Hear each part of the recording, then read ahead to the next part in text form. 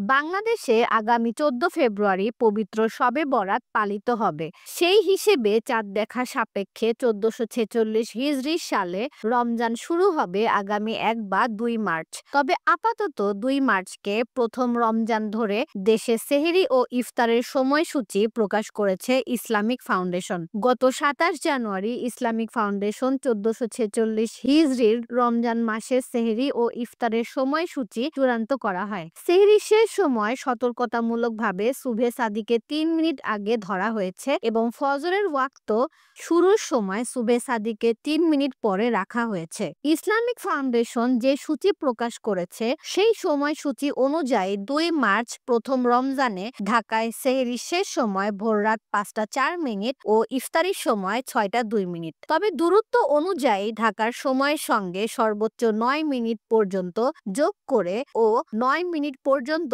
বিয়োগ করে দেশের বিভিন্ন অঞ্চলের মানুষ সেহরি ও ইফতার করবেন বলে ইসলামিক ফাউন্ডেশন থেকে জানা গেছে। ইসলামিক ফাউন্ডেশন বলছে, সতর্কতামূলকভাবে সেহরি শেষ হওয়ার ৬ মিনিট পর্যন্ত ফজরের আজান দিতে হবে। সূর্যাস্তের পর সতর্কতামূলকভাবে ৩ মিনিট বাড়িয়ে ইফতারের সময় নির্ধারণ করা হয়েছে।